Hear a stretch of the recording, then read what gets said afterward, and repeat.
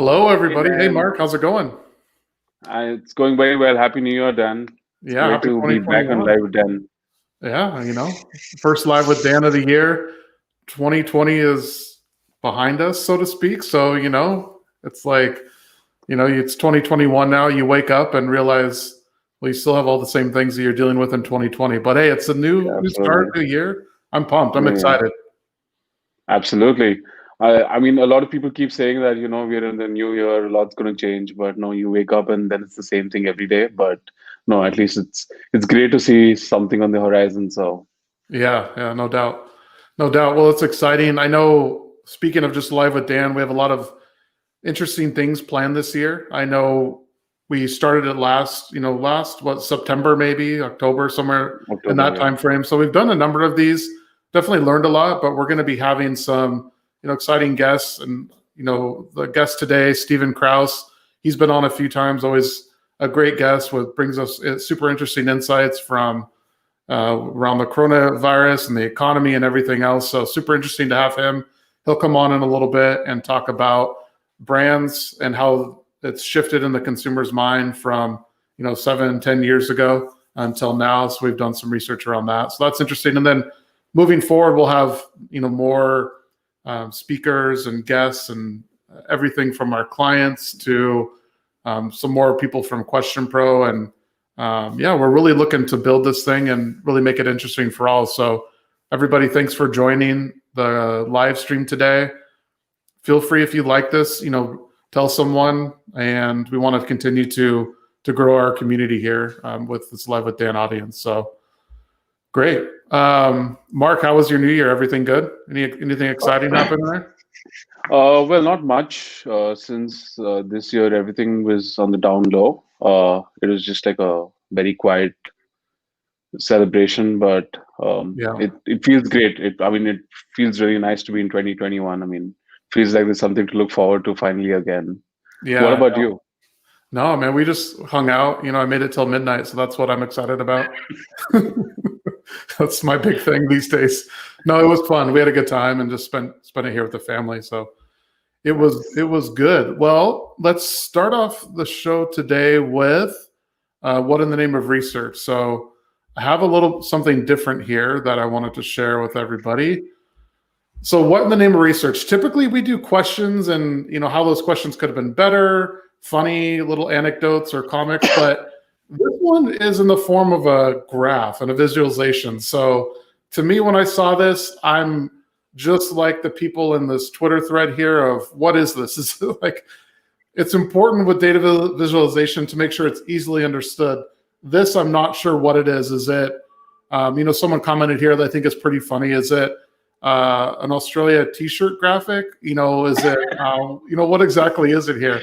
And it's hard to understand, right? So collecting the data is one thing, but then also being able to easily visualize that data so that it's easily understood, I think, is another important thing.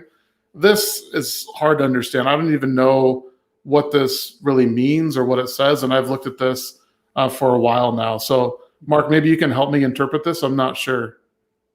Yeah, even I've actually been trying to stare at my screen and make sense of it, looking at the two axes, and I don't understand this at all.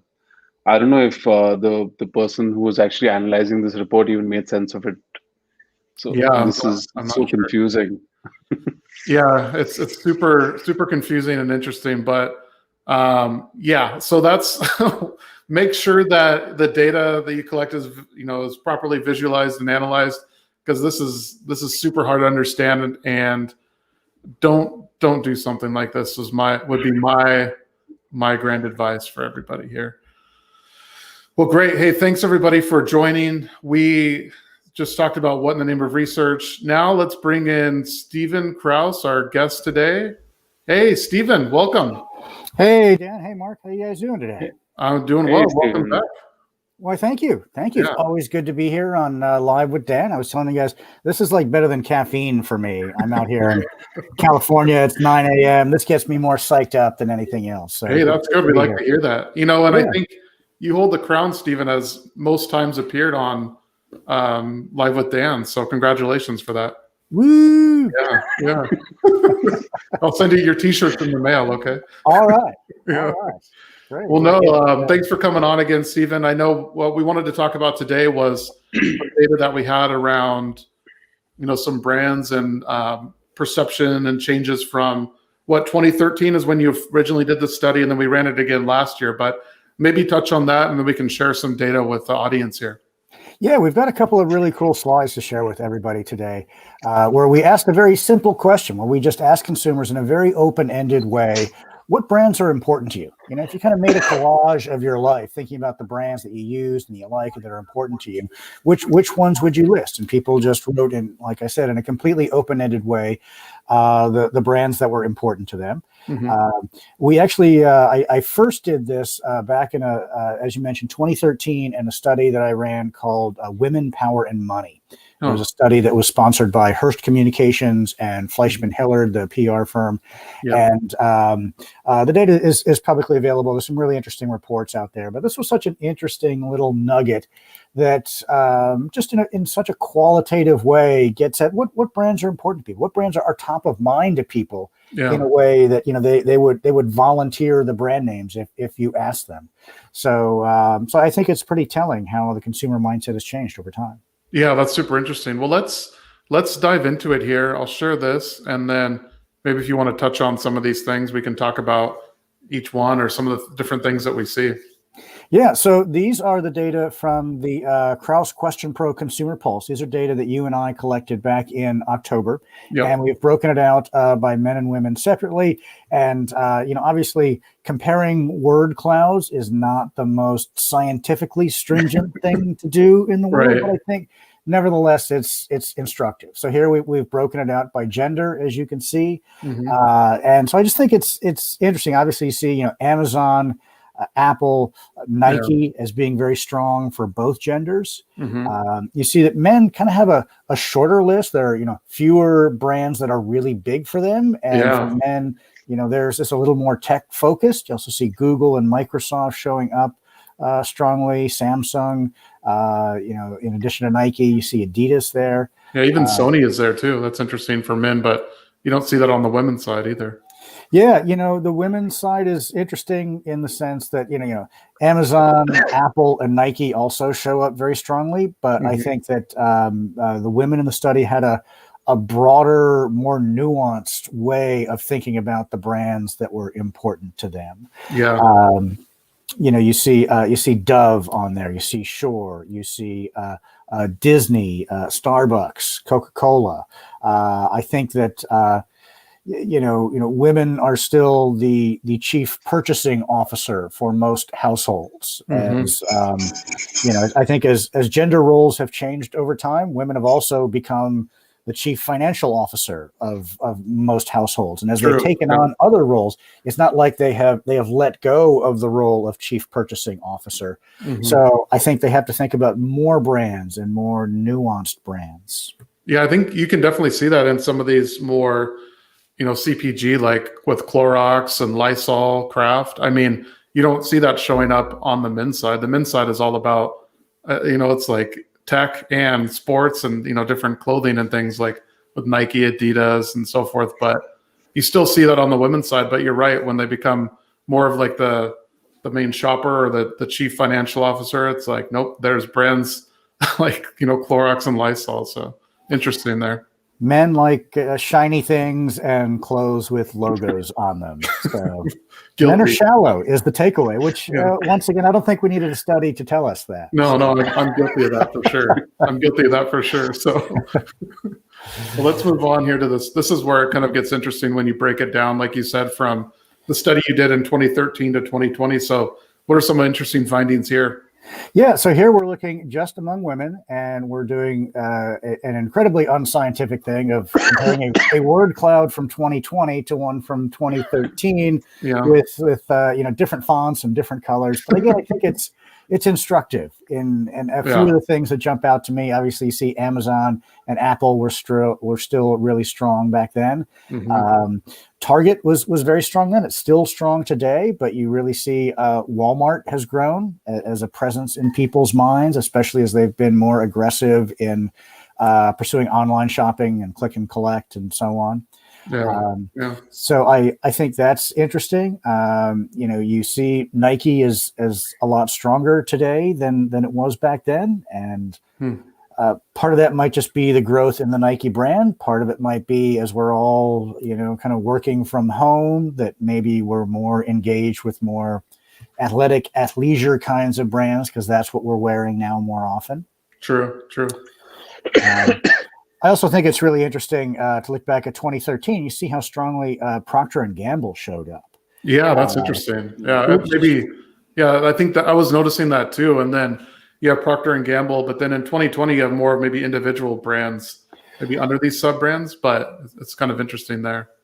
I think that's exactly right. I think that over time P&G has moved away from talking about the umbrella brand of P&G and their advertising and branding, and more on the individual brands. Yeah.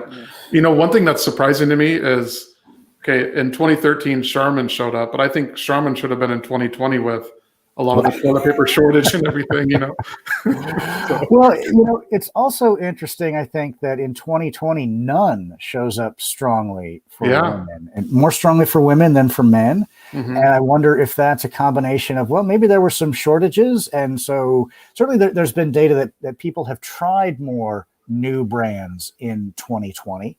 And so maybe they learned that, I went to the store and I couldn't get the Charmin, but I bought something else and it worked okay. Right. Yeah. And, and I think obviously a lot of people are having to be more financially cautious than they used to in the past. And maybe that's also driven kind of an interest in store brands and private labels, and not so much of a focus on traditional brand names. Yeah. I think that's definitely to the point. And then it's interesting that Starbucks, I see, is more prominent in 2020, unless I'm missing it in 2013, but you see it more prominently there. Yeah, it is. It is in there. It's sort of in 2013. It's tucked right next to Nike, but you actually see, if you can find that in kind of the lower left, Oh, Nike, there it is. Okay. In 2013, Nike, Adidas, Starbucks, and Google were all pretty small. You can really see how those brands have grown as a presence in the consumer mind. Yeah. Huh. Interesting. Let's see what the difference is in some of the men here. What are some of the things that stood out here to you? Yeah, so again, we're doing this very unscientific thing of comparing different word clouds from 7 years apart. But again, I think it's instructive. It's interesting, nonetheless, I think, Yeah, I agree. So certainly Amazon and Apple were strong back then. You can see Nike in 2013 up in the upper left. So certainly that has grown over time. Yeah. Google, Microsoft, Samsung, Walmart, all of those have grown strongly among men. Mm-hmm. One thing that stands out to me was kind of the decline of auto brands. And again, maybe because, fewer people are commuting to work, we're probably racking up less miles. And so maybe as a result of that, we're a little bit less focused on auto brands. We're maybe a little bit less likely to associate those brands with our own identity. Right. I know Tesla is in there in the 2020 somewhere. It's right next to the Amazon. The Amazon. Right. And there's Ford too. Yeah, it's interesting. You see like Nintendo in 2020, but I don't see Nintendo in 2013, at least not prominently. But I think one thing that's surprising is 2013 you have McDonald's pretty prominent, but I don't see that in 2020. So that's interesting point there, I think. Yep. You also saw back in 2013, you see among the men, you can find it in there, Procter & Gamble is right next to the McDonald's. General Mills was on there. But those brands, we really don't see on the 2020 list. Yeah. It's interesting how there's some of these that really span like, Apple and Amazon, right? And they're both pretty prominent. And Nike looks like a big winner here in terms of men. I mean, it's super prominent now. Yeah, men and women. I want to go back and kind of dig into some other data sources and see how we can just quantify the growth of Nike in all these different dimensions. Yeah. Somebody was telling me about a really interesting study, and I've got to look this up and make sure that it's not an urban legend. But I've been told that somebody did a study with college students and randomly broke it into two groups of people, and gave both groups sweatshirts and workout apparel, and some were just plain and some had the Nike logo on them. And from what I'm told, the people who got the equipment with the Nike logo, they worked out longer, they were more excited about working out. Wow. So I'm going to dig that up. Yeah. The If you find that, share with me. That's interesting, actually, I think. Yeah. So the growth of Nike is really prominent on these charts. You also see with the men, Adidas does pretty well. Yeah. If you look in there, kind of on the bottom row, you can see some Under Armour, some North Face. Oh yeah, Under Armour came in too. Yeah. Puma also. Netflix is obviously. Yeah, I imagine that if we would have done this a couple of years ago, Netflix might have been stronger. Yeah. Now that there's so much competition, there's Disney Plus, there are all kinds of streaming services. Netflix is a little bit less the only game in town, but still among those streaming services, definitely has the biggest presence. Yeah. This is interesting. Yeah, and then one more that I noticed is Walmart. It's really small, kind of below Amazon there, and now it's really big in 2020. So that's another brand I think obviously has really taken off. Yeah, among both men and women. And anecdotally, at least when I looked at women, it seems like Target may have gotten a little bit smaller. So again, it may be that some years ago, Target was kind of the only game in town. If you were looking for, a big retail store, but something that had some good variety, and Target's got that niche for kind of, accessible and reasonably priced brands. But if you like something with more of a design flair, I think maybe Target doesn't quite own that niche in the way that they did back in 2013. Yeah, that's super interesting too. Well, we'll have to do this again in another 7 years, and then yeah. Well, and we got plenty more where this came from, and so you and I we're going to be doing a webinar in a couple of weeks. We'll share more information about that, but kind of our outlook on the year to come, and we'll dig deeper into these data. I think it'd also be really interesting to look at these data by generation and see what we find. Yeah, that's super interesting. So yeah, we're doing a webinar. Stephen and I are the last week in January, so be on the lookout for that. The sign-up should be ready early next week. Obviously, if you're following us, we'll be pushing it out. I know QuestionPro will push it out on all of our channels too, but we'll talk about some of this data and then what are we seeing in 2021, do some predictions and so forth. So I know, Stephen, you were sharing this is an annual thing that you've done for the past number of years, right? That's right. For the past 5 or 6 years, I've done this kind of Outlook webinar. When I was growing up, New Year's was always my favorite holiday because I love to look back on the year that was and make resolutions and plans. And so I sort of adopted that here into the consumer trend world. So it's a good opportunity to take a look back, try to make sense of this crazy year that just happened, to think about, as you know, I do a podcast, and one of the questions I ask all the guests is, what consumer trends do you think are going to last versus those that are going to be, more fleeting? So we'll talk about that. By the way, the podcast I did with you and Vivek, that was our #1 podcast for the year. Hey, look at that! All right, nice. Downloads. I like it. That's cool. Nice. So so lots more interesting data we'll be pushing out over the next few weeks. Awesome, that's great. Cool. Well, hey, Stephen, thanks for joining us today. And then catch Stephen and I again in a couple of weeks. We'll be pushing out that link and so forth, so it'll be ready early next week. But Stephen, as always, great to catch up with you. Thanks for sharing some interesting data. And we'll regroup again in a couple of weeks here on that webinar. Sounds great. You guys have a good week. All right. Thanks, Stephen. All right. Thanks. See you around. All right. Interesting. Super interesting, huh? Yeah, it's always interesting bringing Stephen on, right? I mean, you always learn something new every time he's on. It's like, wow, okay, actually, I didn't look at it this way. So, no, that is very interesting. He's always got like these little kind of tidbits that are super interesting to me, absolutely. Like, that's super, that's interesting.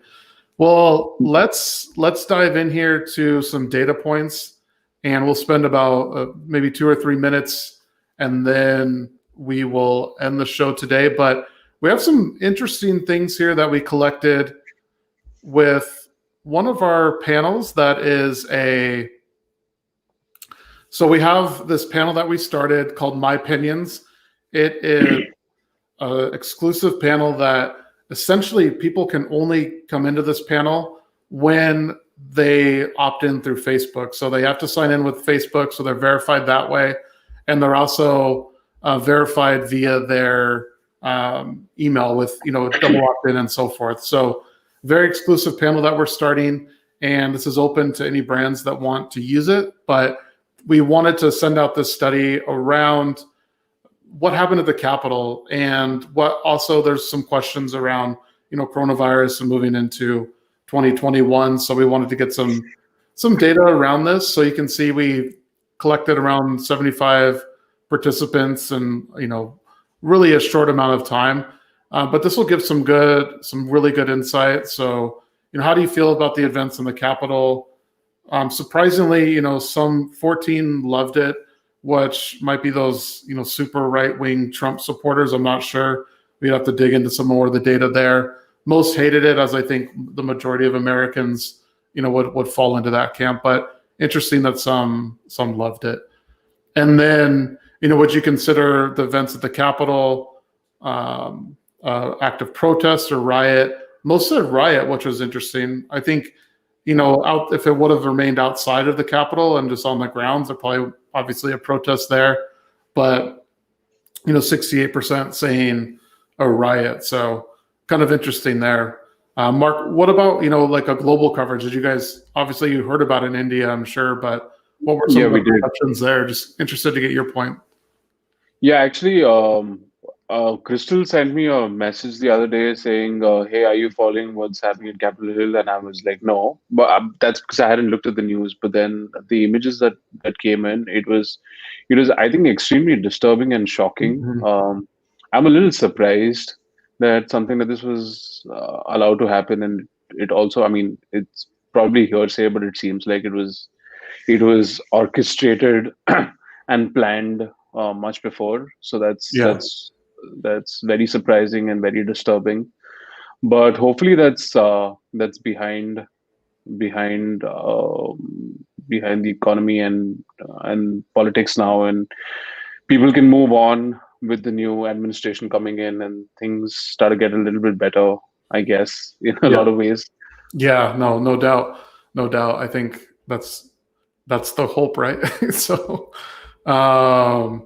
then we asked people, in a couple sentences, how would you view the events in the Capitol? So you can see there's a wide range of responses here. But actually, what I really loved about this is the depth of open-ended responses that we got from our community or this panel. You can see these are well thought out answers. It's not just, some are like very bad, but the majority of these answers are really rich, open-ended responses that, you would get if you came to us and used this panel. So, responses that I thought were interesting was, I think Donald Trump did this on purpose because he told them to. Everything to, a very, in-depth response of the sitting president set in motion a riot and people broke into the Capitol, stealing, looting, destroying. As police stood aside, the attempted certifying Biden was shameful and accomplished nothing except exposing everything, even, about the rioters. So really in-depth responses here that we got and interesting. We'll probably do some more analysis on this, but I thought these were some interesting points here that, we collected, and you can see, pretty interesting and in depth all around the scope, really. Even some opposing viewpoints, which, is always healthy, I think, for discussions and so forth. So I'm very sad, disappointed that this will come to our country. Disgraceful. I think most of the sentiment is, negative, as I think it should be. This was one of the images going around where this, Trump supporter was stealing the podium, which I thought is this really interesting picture. He's just, kind of waving. So we asked people to do, a heat map here. Please click on the area of interest. Obviously, the face and the seal were pretty interesting to people. But I think this will be one of those iconic images that will come out of this, because I think it is such like a stark image of, well, what's happening here, right? So, so that's interesting. And then from the previous question, what's the name of this person? So is it Robbie Evans, Chris Pendleton, Via Getty? Don't know. So there was something going around on Twitter. This is a little bit of like an inside thing or inside joke, I guess, or something. But someone tweeted it out and said, Via Getty, this is one of the looters. So people thought this guy's name was Via Getty. So they said, well, now we know his name. Let's go get Via Getty, right? So it was a little bit tongue-in-cheek. There's some humor that was circulating. So Five thought his name was Via Getty. It's not Via Getty. It's just from Getty Images. Getty Images, yeah. So that was something that was a little humorous. But interesting. And then who was the winner of the presidential election in your eyes? So 72% said Biden, or 84% said Biden, 15% said Trump. So still, some of those people that think Trump won in their eyes. Now there's talk, obviously, about should invoke the 25th Amendment. Should he be impeached? He's obviously scheduled to go out of office on the 20th. And so people think that he should be removed, or Mike Pence should remove him from office. So some interesting data there, 65% saying that. And then the remaining questions are around COVID-19, which I thought this was interesting. Should the U.S. enter another lockdown to slow the spread of COVID-19? 62% said yes. And then, another 37% said no. But we're really at this pivotal point of like, the vaccine is coming. It's here. People are getting it. But yet the cases are still going up, right? So you need to do something to slow that. So I thought this was an interesting point. And then, still actually split if people believe that the COVID-19 was man-made, right? So 50-50 there, which is pretty telling, I think, as well. So what do you think, Mark? Anything interesting stand out here to you?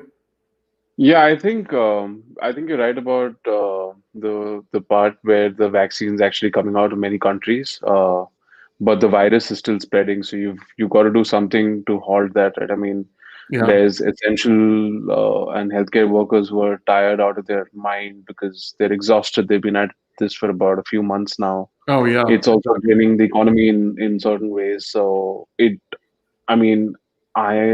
think something like a lockdown makes sense, and we're seeing like varying degrees of this in India too.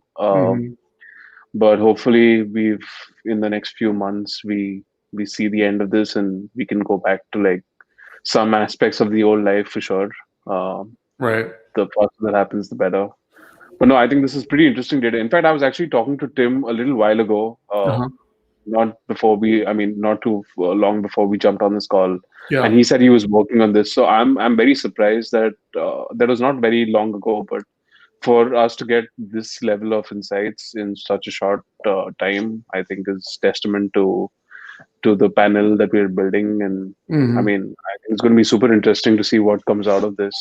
Yeah, no, that's exactly right. Really quickly we got these responses, and you saw the depth too of the responses. So yeah, really interesting. This is a panel that is our own panel here at QuestionPro. So it's something that we're going to continue to build on and grow. So interesting. Well, hey, thanks everybody for joining. We're going to wrap the show up today, the first show of 2021. Mark, as always, thanks for hopping on with me. And until next week, everybody, take care. We'll see you later. See you guys.